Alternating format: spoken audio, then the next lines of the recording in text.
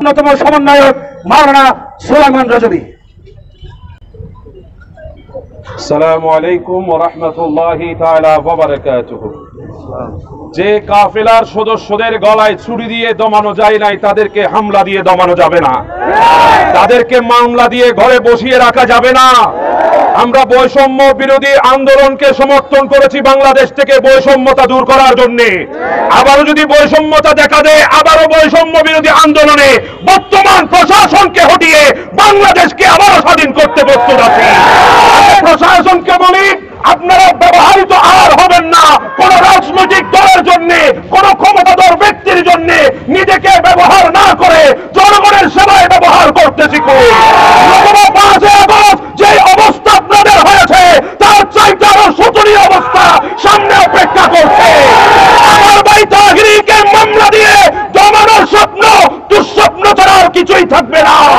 এজন্য আহ্বান জানাচ্ছি, অনতিবিলম্বে বাংলার সাধারণ সুন্নি মুসলমানকে শান্তিতে অবস্থায় রাখতে যদি হয়, তাহিরকের মামলার প্রত্যাহার করতে হবে, নতুবা বাংলা অচল হয়ে যাবে।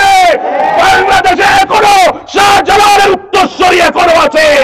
আপনারা গৌর গোবিন্দকে দেখেছেন, এখনো শাহজালালের সৈনিককে দেখেন নাই, এখনো শাহিনশাহী আদালতের সৈনিককে দেখেন নাই। আমরা রাজপথে আজকে রক্ত দেওয়ার জন্য এসে গেছি। রক্ত যদি জড়াতে হয় প্রস্তুত আছি, পালাবার দরজা কাউকে দেব না। আসসালামু আলাইকুম। রক্তে আগুন লেগেছে, দেশে যাবে অন্যায়, দেশে যাবে অন্যায়, আরো দেব রক্ত, দেশে যাবে অন্যায়। আমরা আশা করেছিলাম এদেশের শান্তিপ্রিয় সুফিবাদী জনগণকে হয়তো আর রাস্তায় নামতে হবে না, কিন্তু দুর্ভাগ্যজনকভাবে আমরা সেদিনও শান্ত ছিলাম। যখন কমার্স কলেজ চত্বরে আমার ভাই শহীদ লিয়াকতকে হত্যা করা হয়েছিল, আমরা আইনকে শ্রদ্ধা করেছিলাম। আমরা সেদিনও শান্ত ছিলাম। যখন চন্দ্রকোনা অদিদিয়ায় আমার ভাই হালিমকে হত্যা করা হয়েছিল, তখনও আমরা আইনকে শ্রদ্ধা করেছিলাম। আমরা সেদিনও শান্ত ছিলাম। যখন ঢাকায় আল্লামা নুরুল ইসলাম ফারুকীকে হত্যা করা হয়েছিল, আমরা আইনকে শ্রদ্ধা করেছি। আজকে বৈষম্য বিরোধী আন্দোলনের পরে আমরা দেখেছি মাজারে যারা আক্রমণ করেছে তাদের বিরুদ্ধে মামলা হয় নাই, মসজিদে ঢুকে অরাজকতা সৃষ্টি করা হয়েছে তাদের বিরুদ্ধে মামলা হয় নাই। গতকাল তোয়াক নদীর পাড়ে ইসলামের নামে 2 গোষ্ঠীর মারামারি হয়েছে, তখনও মামলা হয় নাই।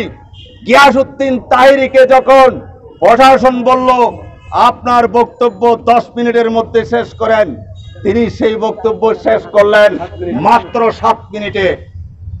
উত্তেজিত জনতা কি করেছে সেটা দায়িত্ব তাহিরীর নয়, কারণ আপনারা মাহফিল বন্ধ করেছেন।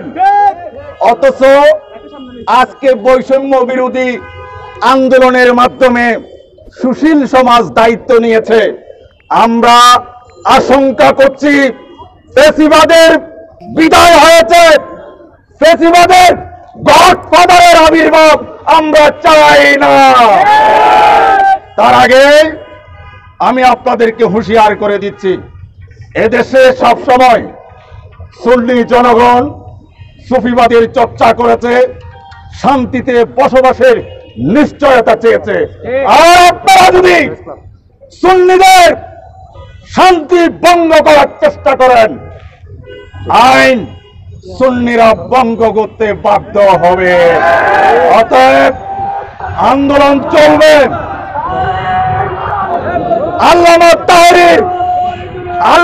তাহরির যতক্ষণ পর্যন্ত মামলা প্রত্যাহার হবে না, ততক্ষণ পর্যন্ত সুন্নি জনগণ ঘরে ফিরে যাবে না।